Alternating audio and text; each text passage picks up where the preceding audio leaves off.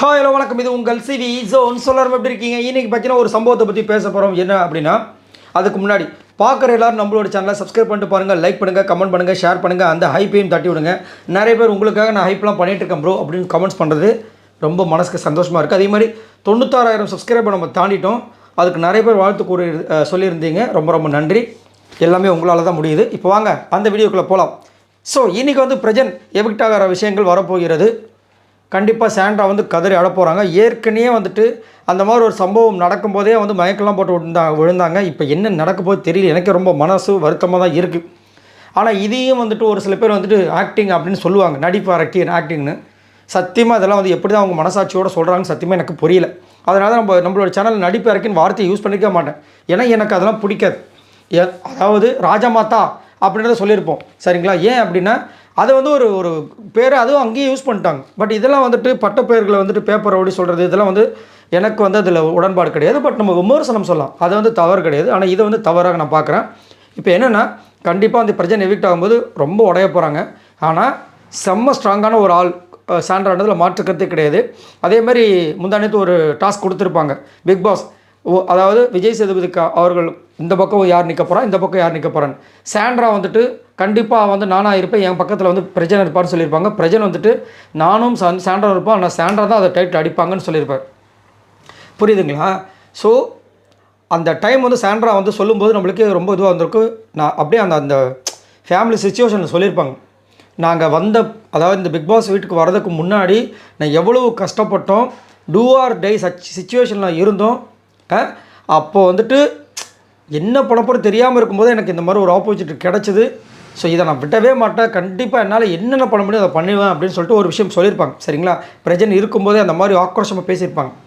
அது மட்டும் இல்லாமல் அவங்களுக்கு உள்ளுக்குள்ளே நிறைய விஷயங்கள்லாம் இருக்குது. அதனால தான் நிறைய விஷயங்கள் பண்ணுறாங்க. உண்மையிலேயே சொல்லப்போனால் டம்மியாலாம் இல்லை, சரிங்களா? நல்ல ஒரு கண்டென்ட்லாம் கொடுத்துட்ருக்காங்க. இன்றைக்கி கூட பார்த்தீங்கன்னா ஒரு டாஸ்க் மாதிரி கொடுத்துருக்காரு நம்ம விஜய் சேதுபதி அவர்கள். அங்கே வந்துட்டு அழகாக விக்ரம் அண்டு கனியோட விஷயத்தை அழகாக புட்டு வச்சுருப்பாங்க.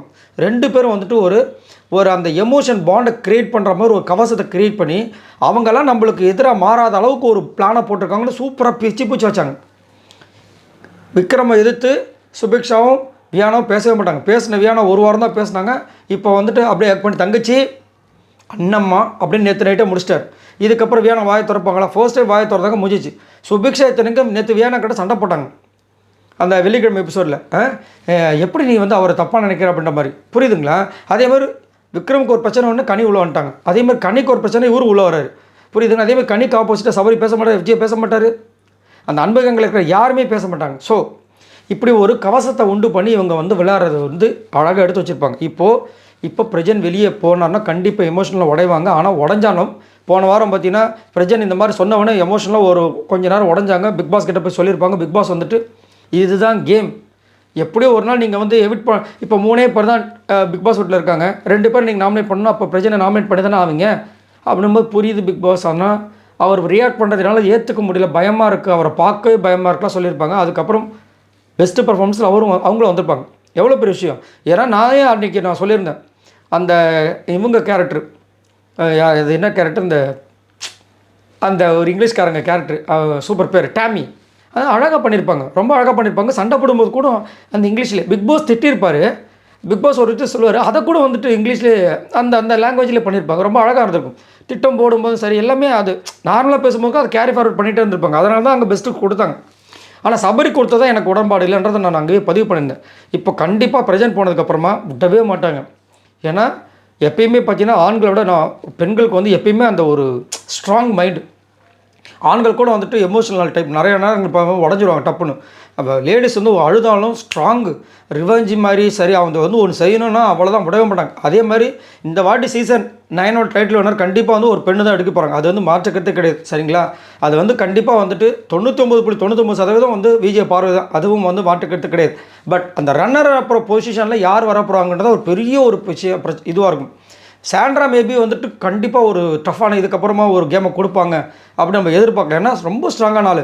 அன்றைக்கி நைட்டு கூட பார்த்தீங்கன்னா அவங்க முழிச்சிருப்பாங்க, மற்றவங்களாம் தூங்கியிருப்பாங்க, எழுப்பி பார்த்துருப்பாங்க. அதில் தான் நிறைய ஃப்ரஸ்ட்ரேட் ஆகிருப்பாங்க. கரெக்டாக அவங்களோட கேமை தனியாக விளாண்டு யாரையும் நம்பாமல் சூப்பராக எடுத்துகிட்டு போயிட்டாங்கன்னா கண்டிப்பாக வந்து டாப் 5 வந்து நான் ஆல்ரெடி ஃபஸ்ட்டு சொன்னது தான். சாண்டா கண்டிப்பாக டாப் 5 வரதுக்கு வாய்ப்பு இல்லை, எக்கச்சக்கமாக இருக்குது. நிறைய பேர் வந்து ஃப்ரீ ஸ்டாஸ்க்கு அப்புறமா அவங்க அனுப்பிடுவாங்க அப்படிலாம் சொல்கிறாங்க. கண்டிப்பாக பிரஜன் இப்போ போனதுனால வந்துட்டு அவருக்கும் சேர்த்து நம்ம கேம் விளாட்ணுன்ற மாதிரி ஒரு முடிவில் பண்ணுவாங்கன்னு தான் நானும் நம்புகிறேன். ஏன்னா அவங்க நிறைய விஷயங்கள் அவங்க சொல்லும்போதே வந்து ரொம்ப போல்டான ஒரு பர்சன். பார்க்கலாம் என்ன நடக்குது. ஸோ இதை பற்றி உங்களோட கருத்துக்களை சொல்லுங்கள். சாண்ட்ராவோட கேம் இதுக்கப்புறம் எப்படி மாறும்னு நினைக்கிறீங்க? மறக்காமல் கமெண்ட்ஸ் பண்ணுங்கள். ஆனால் கண்டிப்பாக இதுக்கப்புறம் விக்ரம் கனியை விட மாட்டாங்க, வச்சு செய்வாங்கன்றதில் மாற்றுக்கிறதே கிடையாது. உங்களோட கருத்துக்களை சொல்லுங்கள். அதே மாதிரி அவங்களும் வந்துட்டு இவங்களுக்கு அகேன்ஸ்டாக நிறைய வேலையில் பண்ணுவாங்க, பட் பண்ணிட்டு தான் இருக்காங்க இப்போ. சரிங்களா? உங்களோட கருத்துக்களை சொல்லுங்கள். பாய் நண்பர்களே.